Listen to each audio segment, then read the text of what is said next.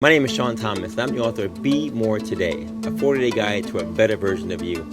As Doctor of Physical Therapy, I've seen thousands of people do great things. They came to me with ailments, physical ailments, pain, issues, and they got through them, all because they decided in their mind they were going to do it. And I guarantee you, if you just trust the process and be persistent, you too can be the best version of you.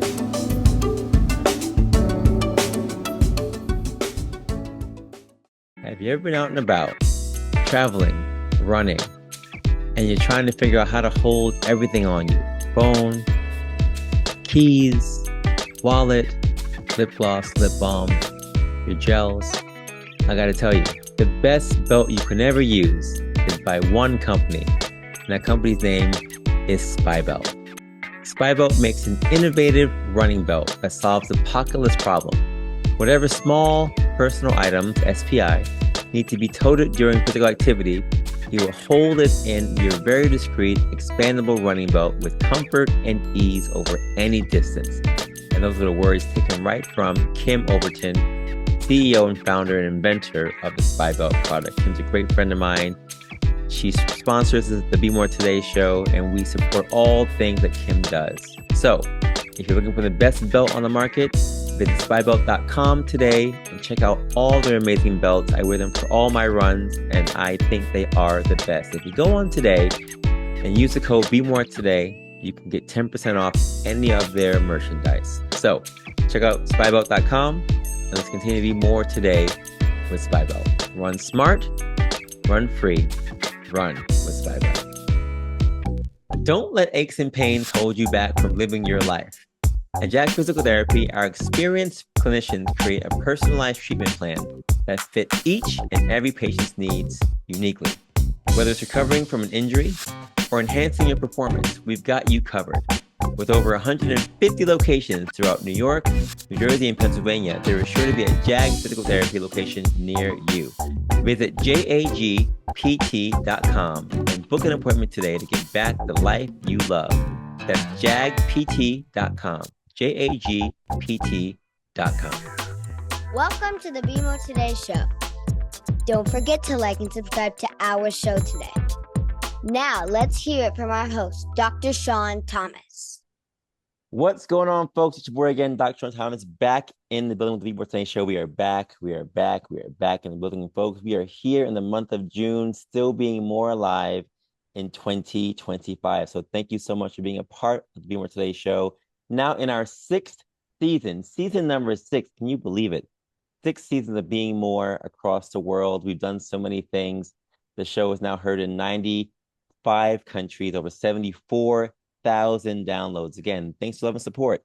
This show continues to grow and prosper and move and change lives. So I appreciate you, any one of you who've listened to the show, donated to the show, been a part of the Be More Today family, brought a book, anything you've done for Be More Today in the last 6 years. I appreciate you guys so much. It does not go unnoticed ever. So thank you so much. Again, this show has been so great, and we're now heard on multiple platforms, including Spotify and Apple Podcasts. The show, again, is always streaming and producing shows and advertising shows on Instagram. So always follow the show at BeMoreToday.show or BeMoreToday.pt. And your boy always here, Dr. Sean Thomas, as always, for all the things that you need for Be More Today. Info at BeMoreToday.com for whatever you need to be more today this year. My 2 books are out there still doing very, very well. Project More and Be More Today. So for those who have been a part of the Be More Today movement, I salute you. And for those of you who are joining our July challenge, July 1st, we have a challenge coming up for the next 40 days. Again, 40 more days of movement, walking, getting out there, getting your steps in.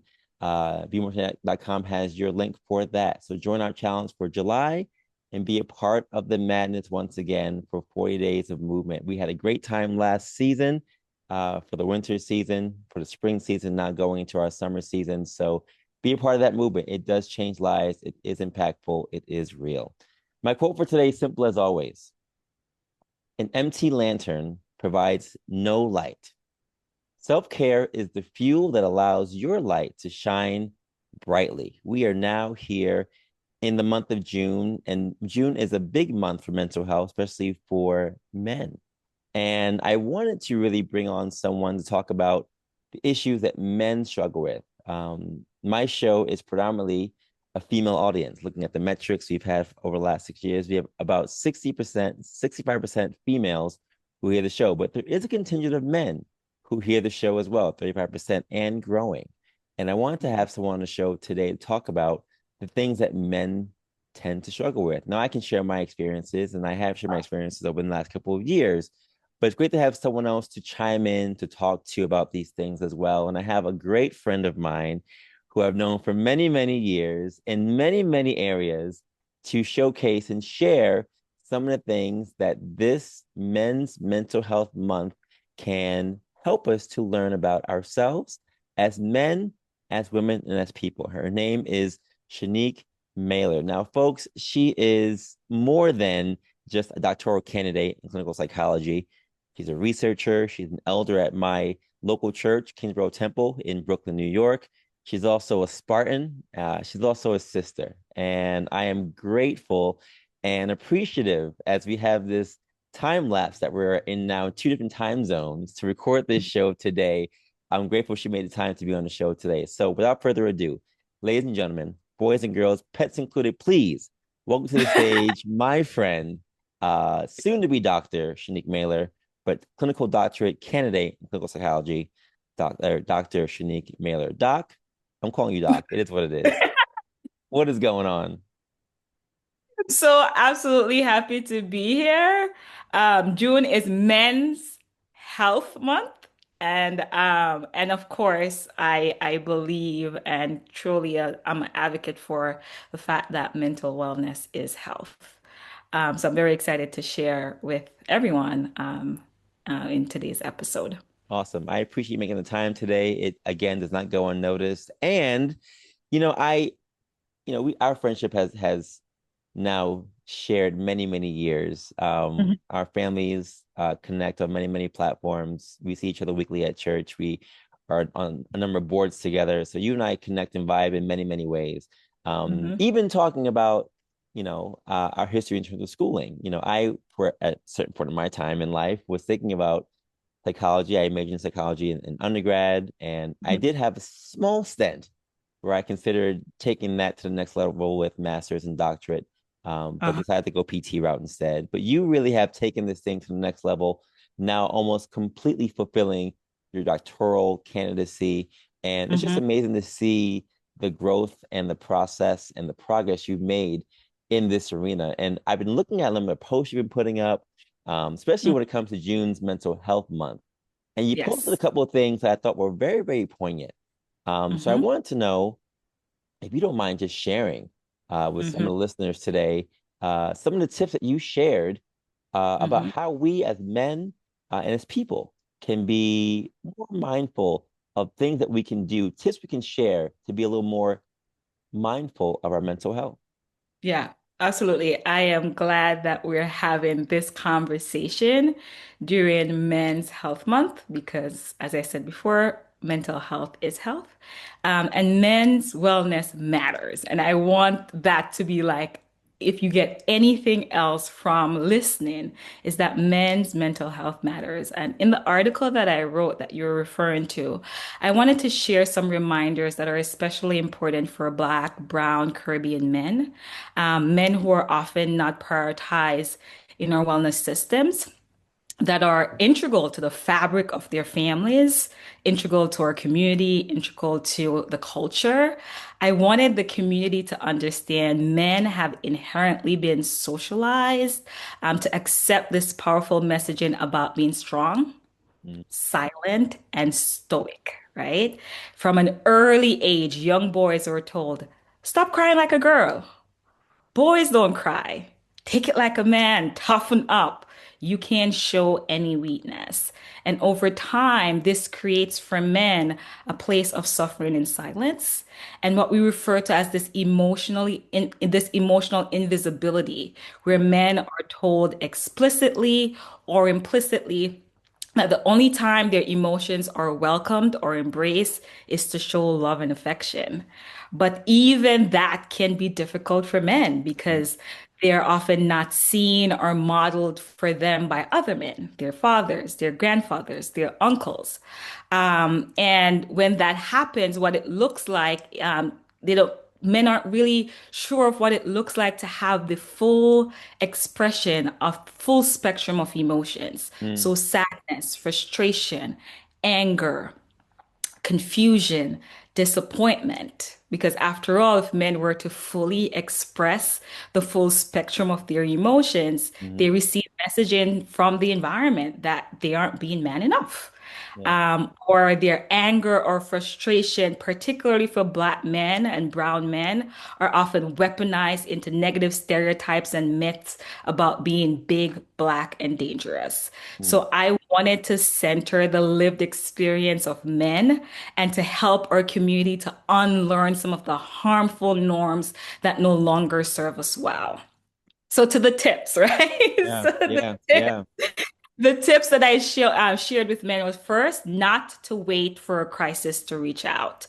Too often, men only receive care when things have spiraled out of control. Studies have showed that men are far less likely to seek therapy, but are more likely to die by suicide. Mm, In 2023, men were 4 times more likely than women to die by suicide, yet 46% of men with mental wellness concerns never received treatment. mm, I also wanted to pause here to center the voice of a young man who shared in this research that was done and published. And he said, I was told from young, you're a man, don't cry. So when my mom died, I didn't cry. I just got on with it. But later I ended up in the hospital. mm. And this again is centering some of the lived experience of men. Yeah. Secondly, I wanted to say to men, talk to someone you trust. That might not be a therapist right away. It could be a brother, a cousin, a mother, a mentor, a faith community. Just start talking. Mm, It is not weak to speak. That is my mantra to men. It is not weak to speak. Say it to yourself as many times as necessary until you believe it and start talking. This is something that our society in general and men also need to unlearn that it is not weak to speak. And third, know that your story matters. We often suppress or rationalize pain until it becomes unbearable.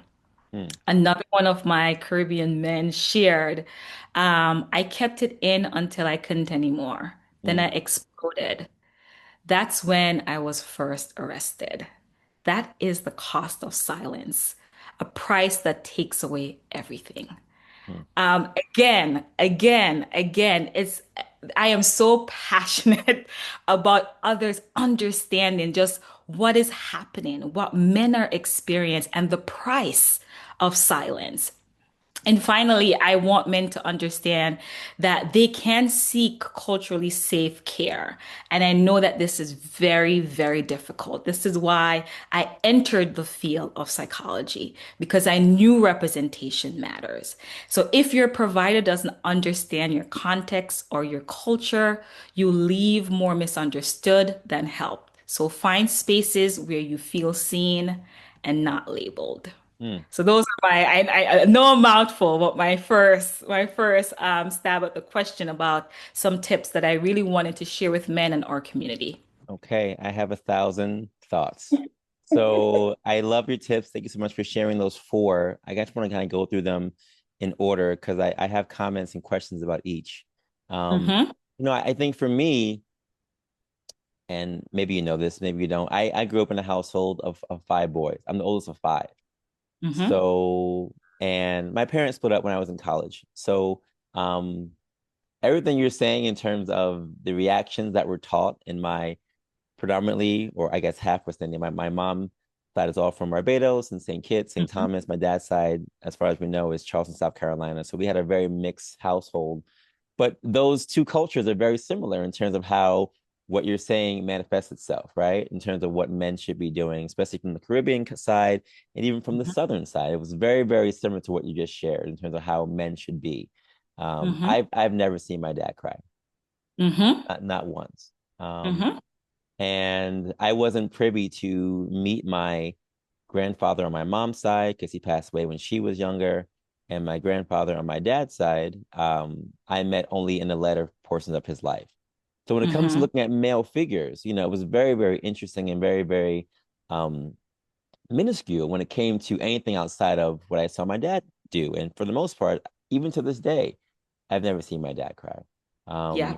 And one of the things that you're saying in here is sort of waiting for a crisis. There are many things that even as men, I think we look at as instances or episodes in our lives that are crises, but we don't see Mhm. them that way because we put this on a pedestal of, well, if it's not that bad, I'm not Yeah. going to go for it. If I'm not bleeding, if I'm not on the ground, I can't move, then I'm going to be all Mhm. right. I'm going to shake it off. I'm going to keep moving. And that's Mhm. exactly how many of us, my friends included, grew up. So when you Mhm. talk about not waiting for a crisis, I completely can relate to that because so many of us have put even real crises on the back burner because in our minds we're waiting for, like, unless you're dead, unless you're dying, unless you're, those are the things when you cry for. Those are the things when you really just say, well, let me just put it all out there. But if it's not that, Yeah. we're very, very guarded. So I agree with you on that. And I think the hard part for me, and my question for you is on this first tip that you gave, is if you don't see it, Mhm. right? If you don't see it, then how do you know how it's supposed to feel? Uh, how to even express that if it's never even shown to you? Um, Mhm. that's my first question to you. How do men, how are we supposed to, I think, as people, mimic that openness if we've never ever really seen it or experienced it for ourselves? I think one of the first starting points is through conversations like these, right? In your own sphere of influence, allowing, if you're talking with your boys or you're talking with a group of your men friends, to talk about emotions. And it's scary because, huh, man, emotions? What? No, like that's not a manly thing. And it's to unlearn that we have to be more intentional to say no. Like, why isn't that a manly thing? To question that and to in small things, in small situations, say to yourself, like, okay, maybe this is a situation where I might want to reach out to one of my guy friends and we might want to have this conversation about what I'm experiencing here. And to say, like, listen, like, I don't have an example of what to do here. I don't know if like what I'm experiencing, I shouldn't even be experiencing it. But I want to share that this is what's happening with me. I think when we break the silence, we will start seeing small steps where people more opening spaces, more spaces of conversations are being had. I think it also starts with how we are raising our children, right? The things that we're saying to them, the messaging that we're giving them, right? Children need, young boys need to know that if you're upset, you can say, I'm upset, and here's why, Mm-hmm. right? If you are frustrated by something and you're crying, to not, and this is a Caribbean thing, stop the crying, or I'll give you something to cry about, Mm-hmm. right? Boys need to know that not only girls cry, boys can cry too. And it's okay. Nothing is tied to your identity or this sense of masculinity because you're crying. Yeah. As a matter of fact, it takes a great amount of strength to want to cry and to actually cry, Yeah. to feel the feelings that you're having, Yeah. right? And I think a starting place is to say it's actually strong to feel. Mm-hmm. And men historically have been taught not to feel because if you do feel, it's a threat to your survival. And there's a lot of historical things that's embedded in that. It's embedded in Jim Crow. If you're talking Mm-hmm. about South Carolina, it's embedded in our historical history Mm-hmm. of slavery and men torn from the family, right? It's embedded in parents trying to do everything to ensure that their child survive a system that is meant to break them. Mm-hmm. And so historically, our parents did what they thought was necessary for us to survive. And now in 2025, these guardrails are no longer serving us. And Yeah. so we have to now go back to address. And it's not to demonize what our parents are doing because they were using the tools that the only thing that they knew how. They were modeling what that they saw. They couldn't model what they did not see. And a lot of the things that they instilled in us, a lot of the fear that they had us feel was because they wanted us to survive, Yeah. right? Yeah. And so we have to understand that and then say, now that we're trying not to only survive, but to thrive, what are the things that are necessary? What are the intergenerational things that we must break? And what are the things that we need to unlearn to ensure that the next generation of young boys have that emotional intelligence, have that emotional capacity to realize that it's strong to feel. Yeah. It's manly to feel. Yeah. There is no safety in silence. We have to eradicate this emotional invisibility in men. Yeah. No, I completely agree with that. And it's funny. I look at my male friendships, which my entire life have been very, very touch and go in terms of creating. There's always been a sense of, is this space safe? There's also been Mhm. a sense of, is this space competitive? There's also been a Mm, space of, is this space friendly? And I mhm, think all your things that you're saying are completely accurate, right? We as men have all these different things that we're trying to carry as providers, as leaders.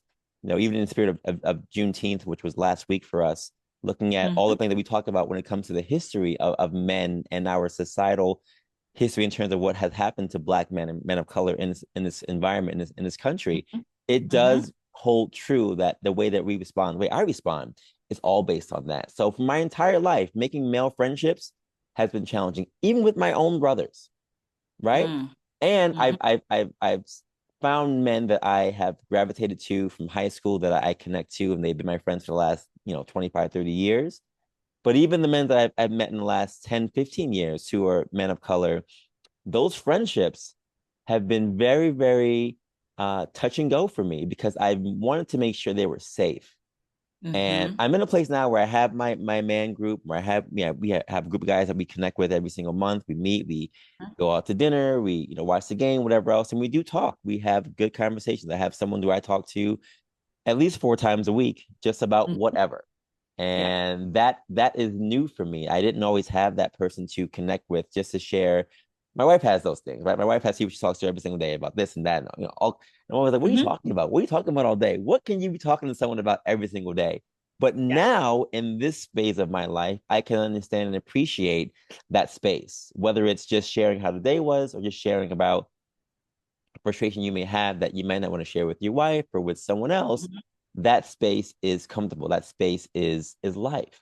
And I mhm, appreciate that more and more at this age of 44, but I don't mhm, know if I would appreciate that at the age of 17, 15, 21. So the fact that you're going out there and sharing this now with younger men to mhm. make sure that they have those spaces at an earlier age, I think that's great because that's Yes. necessary for their longevity.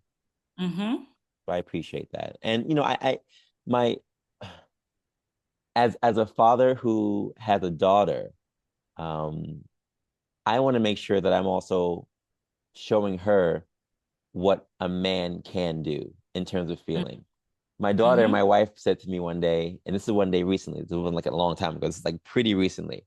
They were like, mhm, Daddy, um, what's wrong with you? So what do you mean? I said, why are you upset with us? mhm, Like, I'm not upset.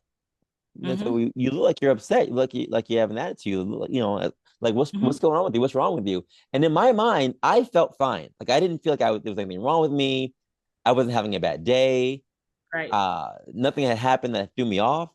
But my body language, my whatever, their perception of me was, Daddy is standoffish. Daddy doesn't want to be bothered. Daddy's in his own feelings, or whatever. Daddy's in a mood. And Mhm, I realized that, like you're saying, this silence that happens with men, that's what they were mhm, feeling. They were feeling me not sharing as openly and as freely as they do every day with each other. I wasn't mhm, doing it. And in Hmm. our trio family, right? If that one person in that chain is not doing that, yeah, that's gonna seem and hear and sound super loud. It's gonna be like, oh, Yeah. what's going on with you? What's wrong with you today? Is there something that we did? And when Hmm. they said that to me, I was like, oh man, now they think that my silence is something that they did. So Hmm. I've been doing some self-reflection. I've been doing some like, some soul searching just to make sure that when I'm here in all areas, when I'm with them, that I'm Hmm. open, that I'm more talkative. And I'm not gonna lie to you, Shanique, it takes more effort for Yes. me to say, okay, hey guys, what's going, just to do that. I can do it at work, no problem. I can do it at church, no problem, right? But when it comes to when all guards are down and we're in family mode and we're just chilling, it is Yes. not easy. And maybe other men can attest to it. It is not easy just to be like, hey, let me just say what's going on and tell you guys how I'm feeling. And I've had to train myself to do Yes. that more frequently. And I don't know if Yes. you've seen that in your research as well, but that's something that I feel as a man right now. It takes a little more effort for me to be able to Yes. share openly, especially with the people that I love and trust. And Yes. I'm not sure why that is. Maybe you have more insight to that than I do, but that's just my experience. Yes. And so what I've been saying to families, because I also do a bit of family therapy, is that families need to carve out that time with intentionality, right? So I have talked about with families about having a monthly check-in. So you're going to actually carve out time to say, hey, as a family, we're going to have this time on a Thursday at the end of the month. We just come together as a family. You can make it fun. You can have snacks. You can have like something light and refreshing. You could have music going. I love vinyl records. I talk about them. I could go on a whole soapbox about vinyl records. You could play someone's like today, like this month is your time, like your time, Sonali, to pick your favorite songs, or you can use that as a moment to like introduce her to souls or to the jazz and blues or something, right? And you're listening to music, you're gathered as a family, and you're thinking of like three questions of check-in that you want to do today, like for that month. Is there something that happened within this month that like you didn't feel too good about that you perhaps want us to talk or to check in? Is there something that you think that I need to work on? And is there something that I have been doing that really made you feel love or special? Or you had that moment where you're like, oh, like my dad did that, or oh, my husband did that, right? Mhm. And you're exchanging that, like, with each other. Pi is having that conversation as well, and you are all together. And Sonali is saying, of course, you kind of make it appropriate for her age, right? And you're actually intentionally, and this is a free tip, I'm not charging you afterwards. You're actually intentionally like doing this as a family, right? And so these are small things that seem small but are huge.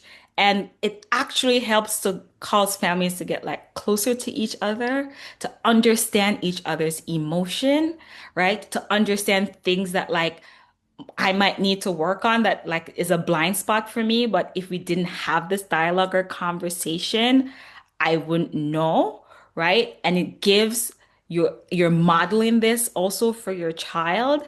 She's also having that emotional and building that emotional intelligence. And so she's also in tune with her own emotions. See, she's in tune with the emotions between the two of you and the emotions of the family unit. Yeah, no, I think it's great. We do those on Sundays. We call it family meeting. Hmm. Every Sunday we come together and same thing. There's a whole agenda we go through. Usually one of us leads it. We alternate who leads it every single week, and it's fun. We go through our week, how our week was. We always talk about one high, one low, as in one thing that was great during the week, one thing that was not so good during the week, and then one thing that we wanted to happen that didn't happen. But yeah, we were doing that for a long time, and then we kind of just lost track. As life goes, we got busy. Yeah. So keeping that But I consistency wanna is I wanted to imperative. like be something that's on emotions because Yeah. what happens is that we are so socialized to shy away from emotions Mm. that when we are supposed to be talking about emotions, we have other things that come up, Hmm. right? like a thing like, oh, what did you like about this week? Or what didn't you like about this week? Or what Hmm. didn't work out? Or and we are everything that we're talking about have emotions within it, Hmm. right? Hmm. Disappointments, happiness, right? But we're not actually talking about emotion itself. And Mm. because we know that we've been socialized not to address emotion, to Yeah. put emotion under the rug, we have to be intentional about like, let's stay on the emotion, Yeah. right? When I'm with people and we're having conversations, I say, but what is the emotion? And they'll talk around it. But I said, and I always bring it back. But Hmm. again, what is the emotion, Yeah. right, that you're experiencing in that moment for Yeah. you to actually, because a lot of times we are navigating life without feeling. Hmm. We're doing behavioral things that's showing Hmm. that there's emotion there, but we haven't cognitively processed it. Yeah. And so a lot of the work now talk is like being intentional about identifying the emotion and sometimes just sitting with it. Sometimes there isn't an answer. Like we're sometimes you're having this conversation and at the end of the conversation there isn't any true answer. But you had a moment where you're able to recognize the emotion and you sat with that emotion. Yeah. Yeah. No, that's big. I think that's great. All great tips. All great tips. Your other two tips were talking about your story matters, which I think is poignant. And yeah, I think that's kind of why I wrote these two books, because verbally, when it comes to a podcast, for whatever reason, I have no problem sharing on a podcast. But sometimes when it comes to one-on-one, it gets a little different. So my way of sharing at least my experiences and even my feeling, like you're talking about emotionally, were through these two books. And I felt very, very good. It was very cathartic for me doing that, to be able to share with others some of the things that came with some of the experiences that I've had over the last, 15, 20 years, even 44 years of my life. So I think everyone's story does matter, and putting that story out there is big. But I think I wanted to talk about that last point you made, which was cultural safe care. Hmm. And, anyone in healthcare knows that you love seeing someone who looks just like you, right? Yep. Whenever I walk into my doctor's office and I see someone look like me, there's the automatic, okay, let's go. Whenever people come to me and Yes. they see me in my clinic, I know, I get it. They're like, yo, Yeah. they're happy to see me. I'm like, yes, Yep. I happy to see you too. Let's get it Yep. going. So I Hmm. think it's great that you're in this space now where, because the taboo has been so big when it comes to sharing in emotional spaces, and especially men of color sharing in those spaces, seeing someone who looks like them, knowing their history, knowing someone who may also come from a Caribbean background or a cultural background that's Hmm. similar to theirs, you Hmm. can connect with them in ways that others can't. Yes. And I guess my question for you is, um, what's the advice for those who are trying to seek those who are looking for culturally safe spaces but are unable to find them? It's tough. There is just a high demand and not a lot of representation. Um, And so there are resources which I will share towards a bit in the end, a list of what some of those resources are and how you can find resource in your area. I'll talk about New York and then I'll talk about how you can find resources in your area. But finding culturally responsive care, especially around mental wellness, is really difficult, Mhm. but not impossible. Um, and also, even if you're doing cross-cultural care, right? There are some important questions that you should ask your therapist, or like that you, and if they're not willing to engage in that discussion, then it's an indication to you that you perhaps need to keep shopping, Mm. right? Um, I've been in therapy for a long time. I openly disclose that because oftentimes people believe that like they'll say, "Oh, I'm going to a doctor's appointment," right? And that's Mhm. free to Mhm. say, and that it just rolls off the tongue, right? Mhm. But really say, "Oh, I'm going to my therapy appointment. I can't do X, Y, and Z," right? And so to normalize that, to try to destigmatize being in therapy the same way I go to the doctor for my annual visit, I have to ensure that my mental wellness is also taken care of, Yeah. right? And so I am very intentional about that. And And so I can also too understand what it feels like to be on the receiving end, right? And that also is important in informing my therapeutic voice and my sense of compassion with individuals with who I collaborate with about their mental wellness. Yeah. The key things that I talk about, especially when I have a cross-cultural therapist, is that I am a Black woman, you're a white woman. I want us to talk about that identity that is salient to us and the difference in how we navigate the world. Before we get into anything else, Right. like um, I think that that's an important conversation. It's even better if your therapist initiate that before you do. Mm. If your therapist is cross-cultural and they initiate that, you're on the right track, right?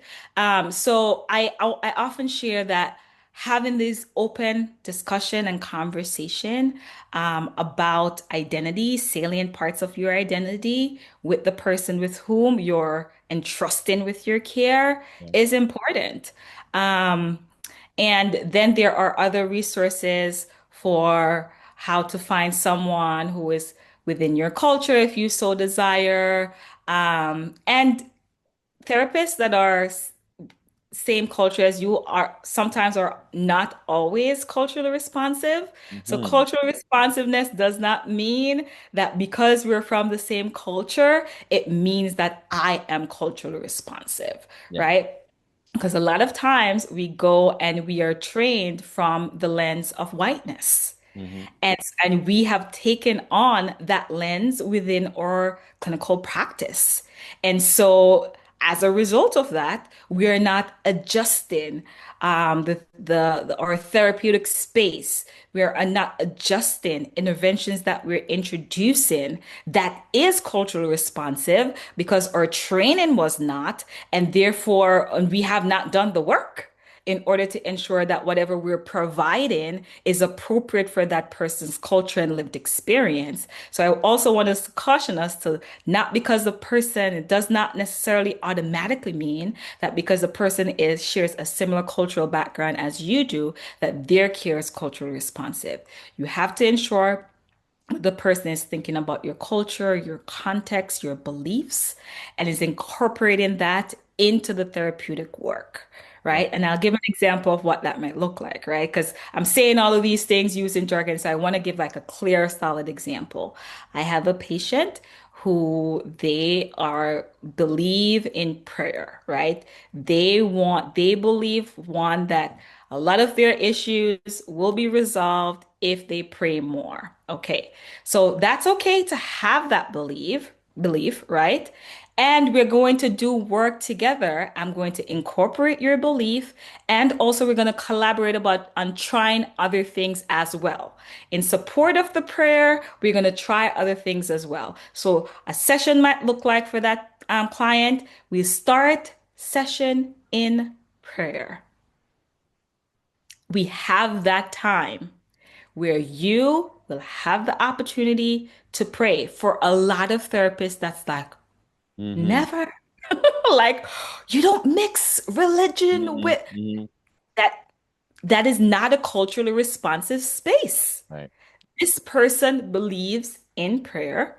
They want to pray. So we are going to start session with prayer, right? And people might say, "Oh, well, you are from a biased lens because you are a person who is spiritual and religious. So perhaps like if it wasn't, it's prayer, so it's more comfortable to you." No, I've had patients come in, they're doing chants. I'm not a chanter. I don't believe in chants. However, that's something that's a part of their culture. And I sit there, I allow them to do the chants and the whatever things that they need to recite to themselves, right? They have their candle, they light their candle, right? Sometimes, like, we can't light it in a building, so I will actually take a battery operated candle to the Mm. space so that that's what cultural responsiveness looks Yeah. like. Yeah. So that they have it, right? There is a sense of calmness that comes over them. And then we can engage in the work. Yeah. Then I could say, okay, I am now in a space that we can actually collaborate because I am actually giving you the opportunity to bring your full self into therapy. And I'm telling you and I'm asking you to trust me to try some additional things as well without completely eradicating everything that you know. Yeah. I like that for a number of reasons, Shanique. I mean, I call it cultural competency, but it's the same concept, right? Just being able to understand someone's perspective, where they're coming from, and using that to make sure that they get what they need. I Hmm. love it. At my job, a patient came to me on their first day, and they didn't know I was a Christian, but they said they wanted to pray with me. Hmm. And she was like, all right, I feel something between us.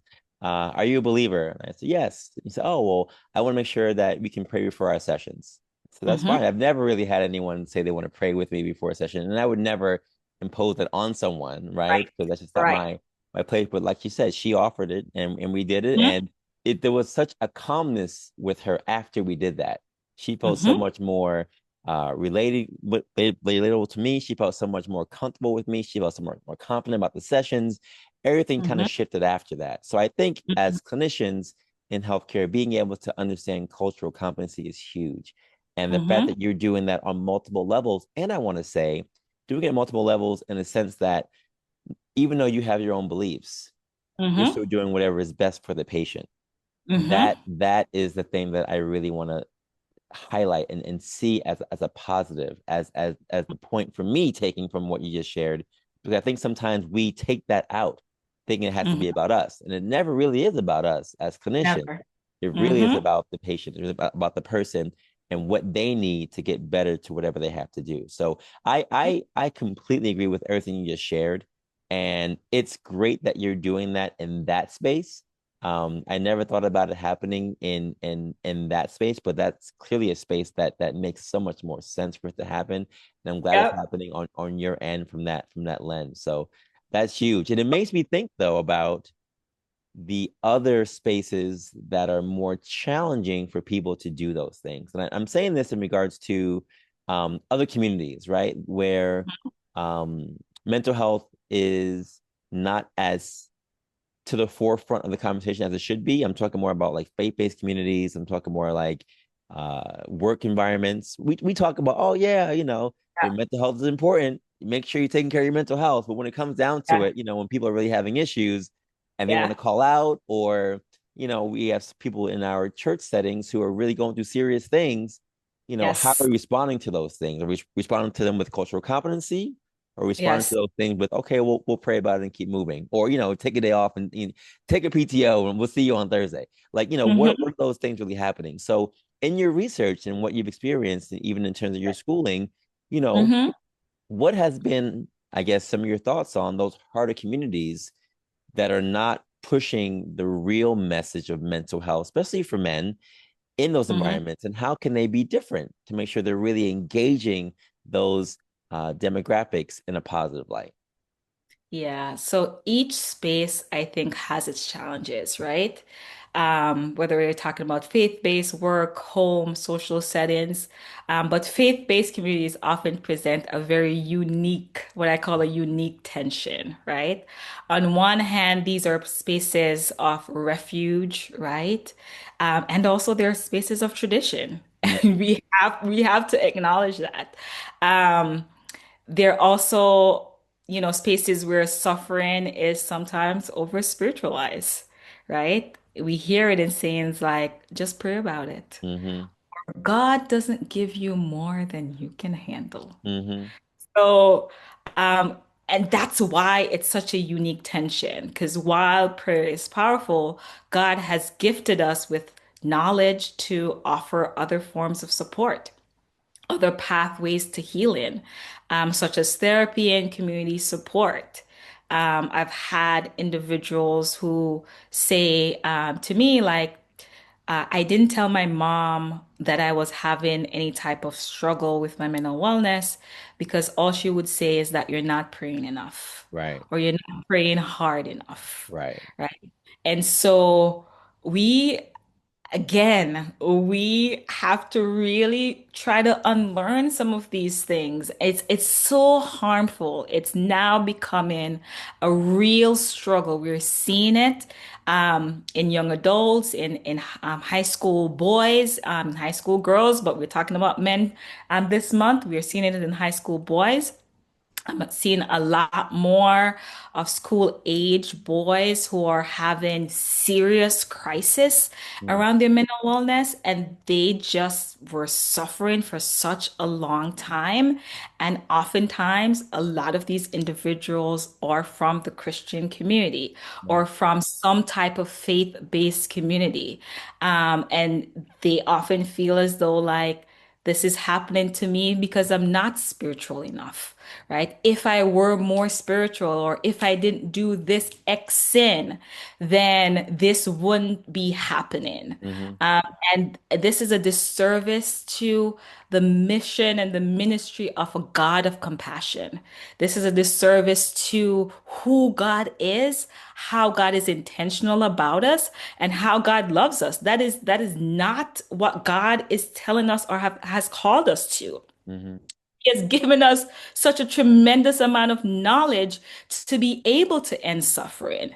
And we cannot continue to over spiritualize suffering as though it is a rite of passage. Mm-hmm. And so that is again why I think the faith-based communities present such a unique tension in workspaces. It's also hard. It's again talking about men because masculinity is very much tied to performance. Mm-hmm.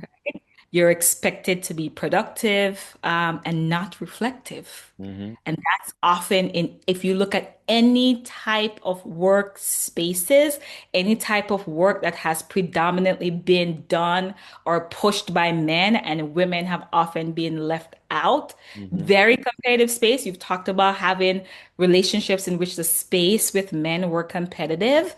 And there's often um, this messaging about not being reflective at all. And as a matter of fact, if you are, that like, what are you doing? Mm-hmm. Right?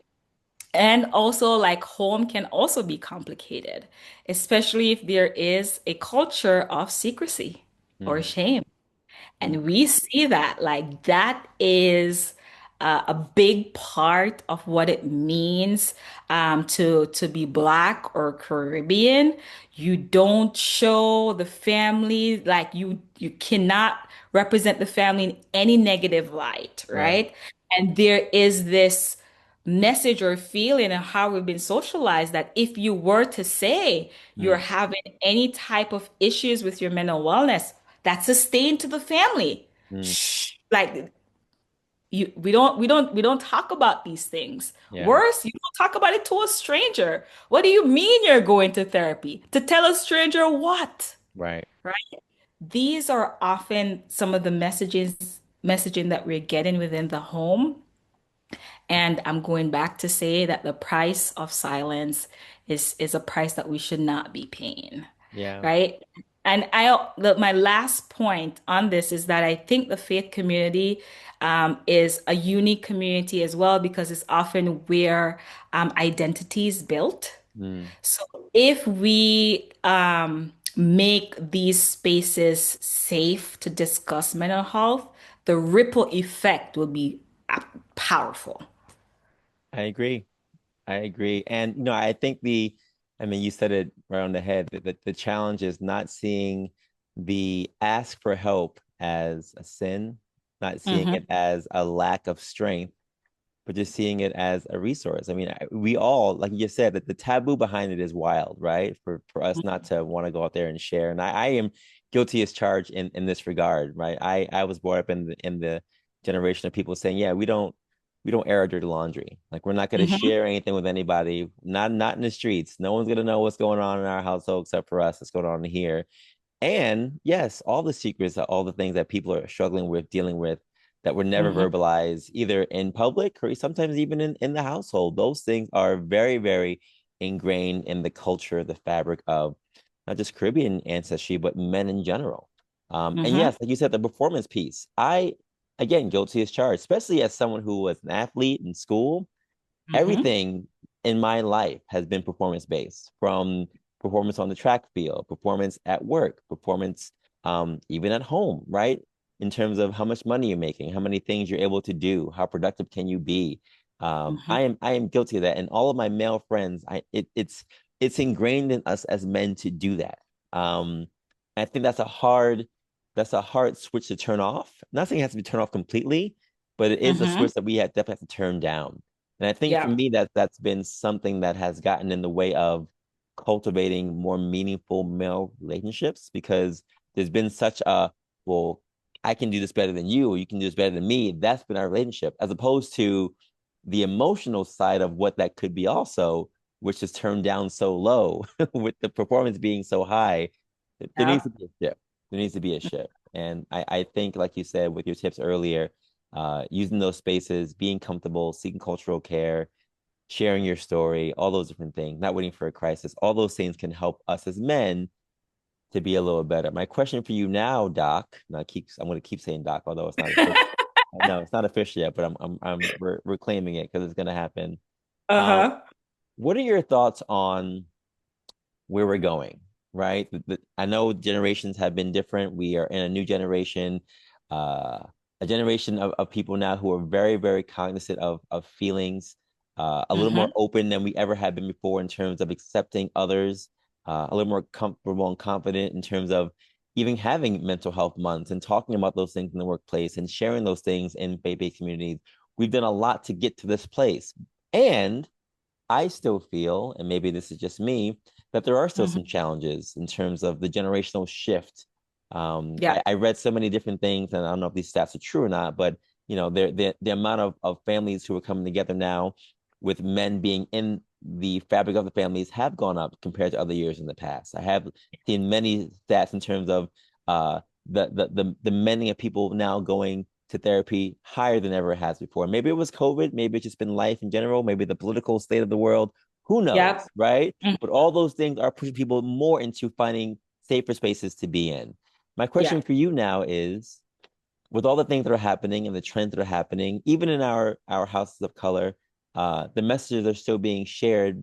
Are they being shared enough? Do you see a shift happening with generation that's coming up to us being better than we have been in the past? And females, how are Mhm. women helping or hurting this movement for men? Yeah.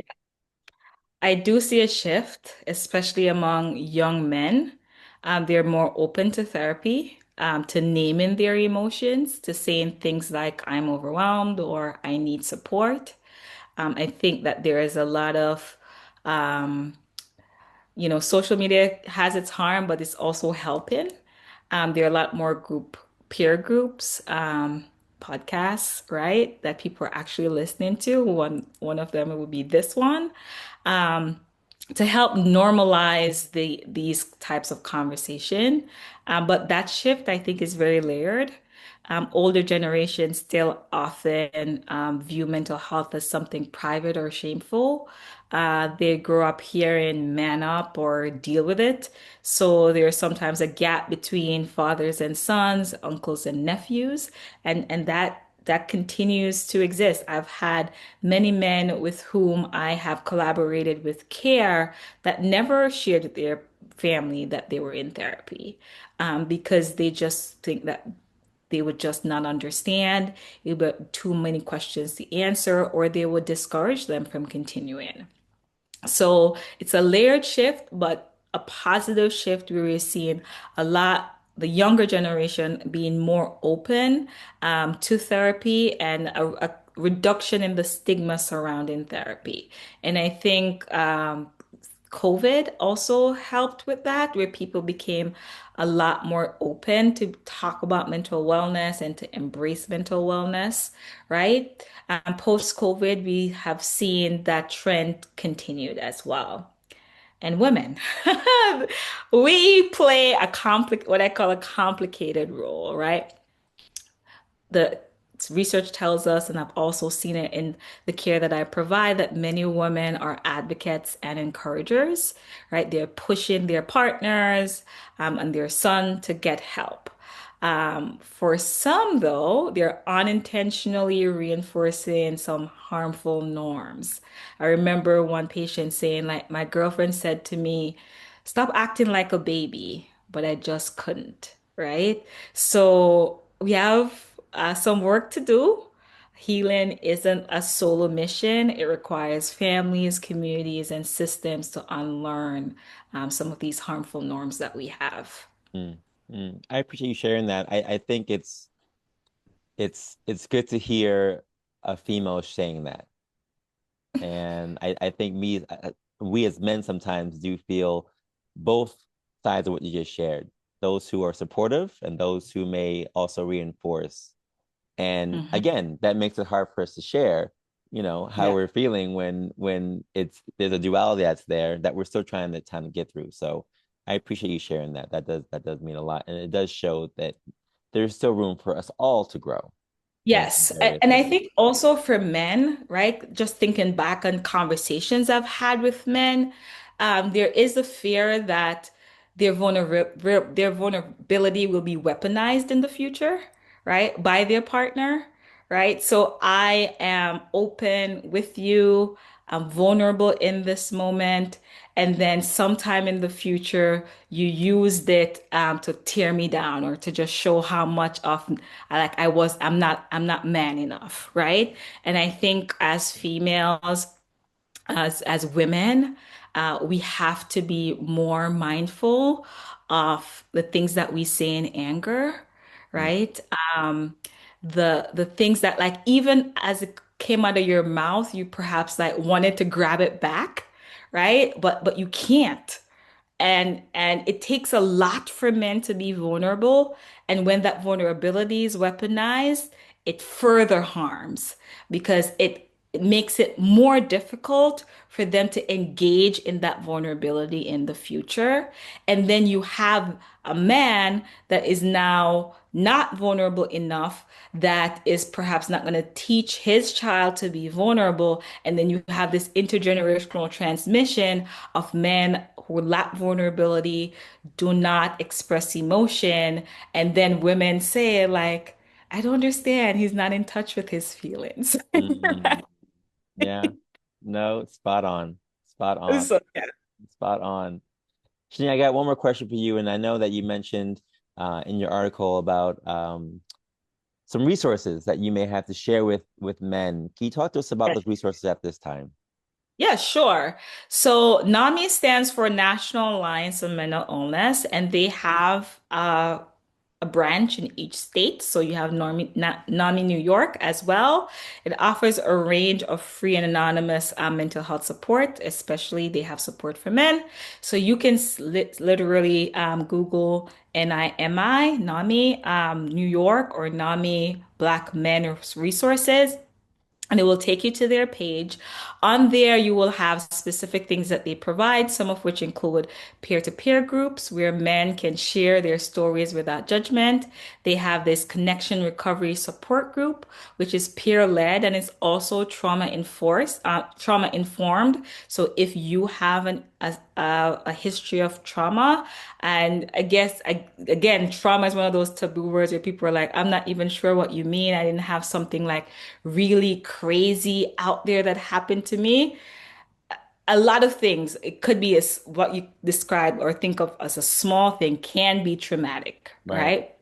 Whether it's you experienced divorce at a young age, or there was some type of separation, some type of death, some type of event that happens that shifted the relationship between your parents, whether it's between both parents or your relationship with your parent, whether it's one or both. All of those things often leave some type of scar that manifests itself in a variety of behaviors that we exhibit as adults. So don't believe that because it's trauma informed, it means that like I have to have this overt traumatic event. And if that did not happen, that excludes me from that group. Go see what it's all about. Then you can make an informed decision if that type of support is for you. They also have crisis helplines and text-based support. So if you're not ready to speak aloud, you can actually find someone that you are texting with on a weekly basis, Mm, talking about various things that you might be experiencing within the family, within yourself, until you're ready to actually talk with someone verbally, right?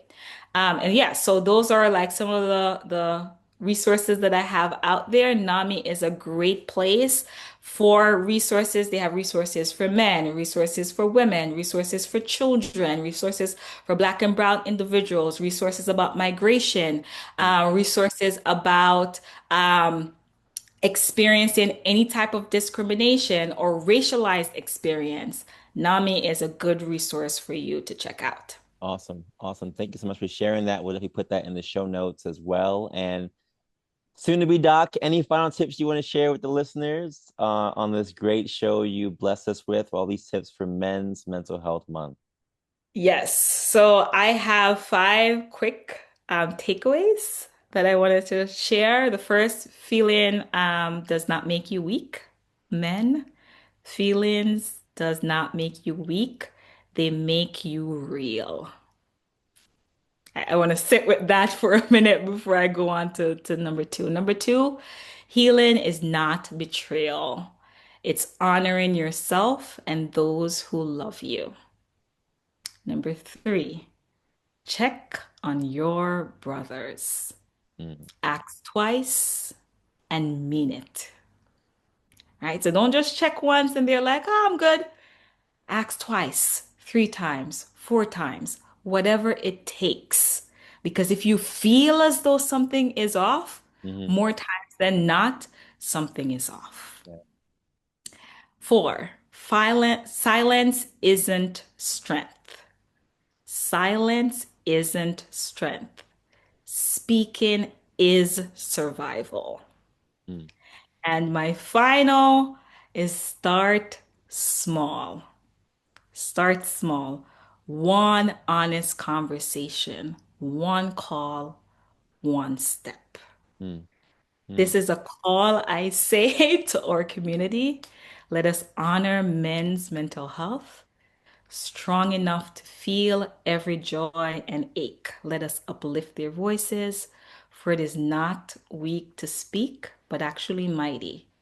Let us redefine valor, for this is what strength looks like when hearts are heard. Let us shatter the hush, for healing is manly and silence no longer safeguard.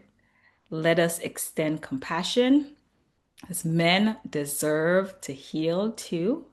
And in their healing, we will all find hope.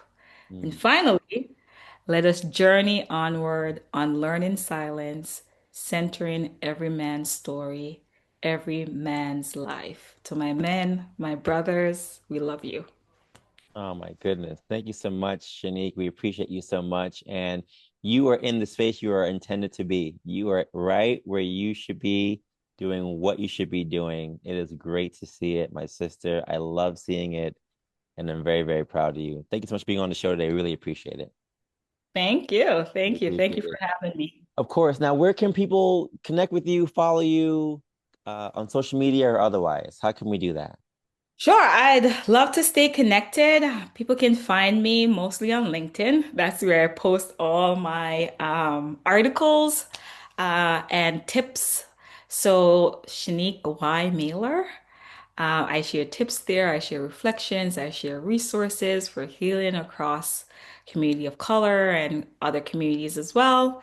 I've also shared my business card, so you can look at my business card and it will provide you direct link to my LinkedIn page and also to my website as well. Excellent. I'll definitely put that card in our show notes for those to enjoy and connect with you. And you've made this month one for the books, since episode one for the books as well. I appreciate you so much, Shanique. Thank you so much for being on the show today. And keep doing what you're doing, girl. You got a knack for Yeah, this. This is where you should be. So we salute you. thank you so much for having me. No problem. And folks, you said so many poignant things today. I am full. I got some work to do, and so do you. So let's get that working together. And remember the quote from today: an empty lantern provides no light. Self-care is the fuel that allows your light to shine brightly. We want to shine brightly for each other, especially our my men listening to the show. We want to shine brightly for our families, for each other, and for this world, our communities as well. So use those tips wisely. Start small, find someone to connect with, um, speak your story. Don't wait for the crisis. And let's all continue to be more and to thrive and be more alive in 2025. Thanks so much for joining the show, folks. Enjoy the rest of this month. For June, Mental Health Month, I salute all the men out there. Keep pushing, keep striving, and continue to be more today. We'll see you next week. Peace.